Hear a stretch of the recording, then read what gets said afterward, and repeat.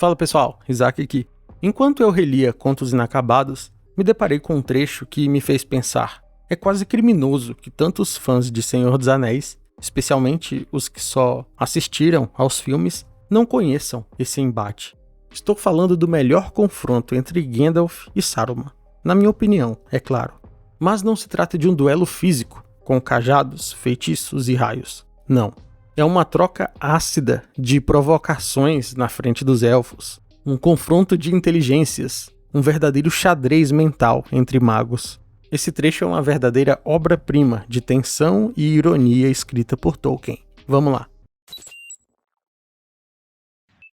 Antes de qualquer coisa, precisamos contextualizar onde e quando isso acontece.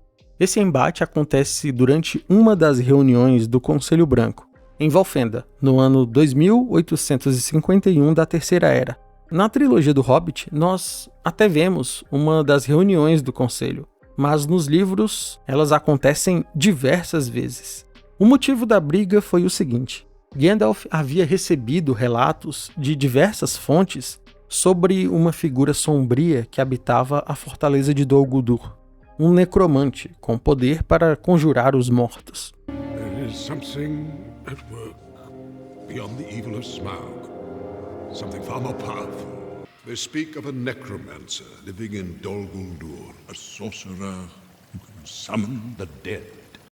E por mais fantasiosos que esses relatos pudessem parecer, eles eram reais. Sauron era de fato um necromante, e sim conseguia comandar espíritos e levantar mortos. Aliás, esse é um ponto que os filmes deixam solto, porque não há tempo de mostrar para o público por que exatamente Sauron era chamado de necromante naquela época. Mas, tanto em Contos Inacabados quanto em A Sociedade do Anel, vemos um exemplo desse poder de Sauron quando as criaturas tumulares são conjuradas.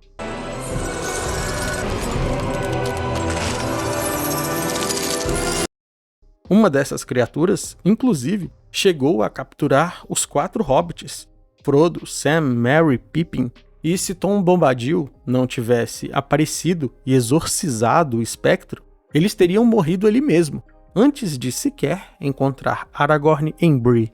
Além disso, a Terra-média estava em desequilíbrio. Trolls desciam das colinas, aranhas gigantes infestavam a Floresta das Trevas, e os orcs se multiplicavam como não faziam há 1000 anos. Trolls have come down from the mountains. They are raiding villages, destroying farms. Orcs have attacked us on the road. Tudo indicava que realmente o necromante de Dol Guldur não era ninguém menos do que o próprio Sauron. Gandalf, então, convocou o Conselho Branco para que uma ofensiva fosse lançada contra a fortaleza de Dol Guldur. Mas Saruman, que já buscava secretamente um anel, se opôs de forma agressiva. Aspas para Contos Inacabados. O Conselho se reuniu em Valfenda, e Gandalf ficou sentado separado dos demais, em silêncio, mas fumando intensamente, algo que nunca fizera até então em ocasiões semelhantes. Enquanto isso, Saruman falava contra ele e, contrariando o conselho de Gandalf, insistia que Dol Guldur ainda não deveria ser atacada. E aqui entra a parte engraçada. Saruman demonstra enorme desconforto não com as palavras de Gandalf, mas com seu silêncio absoluto. E tanto o silêncio quanto a fumaça incomodaram Saruman tão profundamente que ele confrontou Gandalf antes mesmo da reunião terminar, gerando um climão na frente de Galadriel, de Elrond, de Glorfindel. Aspas novamente. Tanto o silêncio quanto a fumaça pareciam incomodar Saruman enormemente. E antes que o conselho se dispersasse, ele disse a Gandalf: "Quando assuntos de peso estão em debate, Mithrandir, espanta-me um pouco que você se divirta com seus brinquedos de fogo e fumaça, enquanto os outros debatem a sério." Mas Gandalf riu e respondeu: "Não se espantaria. Se você mesmo usasse esta erva, descobriria que a fumaça soprada limpa sua mente das sombras interiores. Seja como for, ela confere paciência para escutar desacertos sem se enraivecer." Ou seja, Gandalf está dizendo: só mesmo fumando um cachimbo para ouvir tanta burrice calado. Não, você é burro, cara, que loucura. Como você é burro. Que coisa absurda.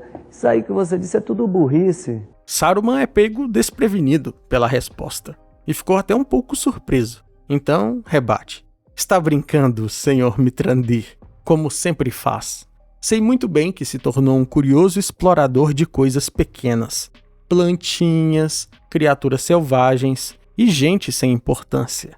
Gaste seu tempo como quiser. Se não tem nada mais importante para fazer, Gandalf, dessa vez, não responde com palavras. Ele apenas observa Saruman, traga o cachimbo calmamente e então sopra um grande anel de fumaça, seguido por vários outros anéis menores. Depois, ergue a mão como se fosse agarrá-los e todos desaparecem no ar. Com isso, Gandalf se levanta e vai embora, sem dizer mais nada. O professor nos diz que Saruman ficou completamente intrigado com o que aquilo significava. Aspas. Saruman permaneceu em silêncio por algum tempo e seu rosto estava carregado de dúvida e desagrado. Saruman tinha suspeitas, imaginando se interpretara corretamente o significado do gesto de Gandalf com os anéis de fumaça. Acima de tudo, se demonstrava alguma conexão entre os pequenos e o importante assunto dos Anéis de Poder. Por mais improvável que isso parecesse, Saruman duvidava que alguém tão importante como Gandalf pudesse se ocupar de um povo como os pequenos, apenas em consideração a eles próprios. Saruman não conseguia compreender o significado de uma amizade verdadeira. Se Gandalf ia até o condado visitar seu amigo Bilbo, na cabeça dele, só podia significar que Gandalf planejava obter algum tipo de vantagem secretamente. Mas, voltando ao gesto de Gandalf com os anéis de fumaça, embora Saruman não tenha captado o sentido daquele gesto, Tolkien nos dá uma dica sobre o que ele quis dizer com aquilo. Aspas. Foi uma estranha coincidência que Gandalf tenha escolhido justamente aquele momento e aquele gesto para insinuar sua suspeita de que o desejo pelos anéis já começava a contaminar as decisões e os estudos de Saruman. E esse trecho é importante pelo seguinte: Tolkien está nos dizendo que Gandalf passou por diferentes estágios de desconfiança em relação a Saruman. Neste momento específico, o que se acendeu foi uma suspeita sutil, um pressentimento de que Saruman estava se envolvendo demais com os Anéis de Poder. Por outro lado, não havia ainda a suspeita de uma traição completa. Havia uma fagulha de dúvida, mas Gandalf não suspeitava, por exemplo, que Saruman seria capaz de se aliar ao próprio Sauron. Vejam como Tolkien deixa isso bastante claro. Gandalf ainda não possuía sérias suspeitas antes de ser aprisionado em Orthanc. We must join with Sauron.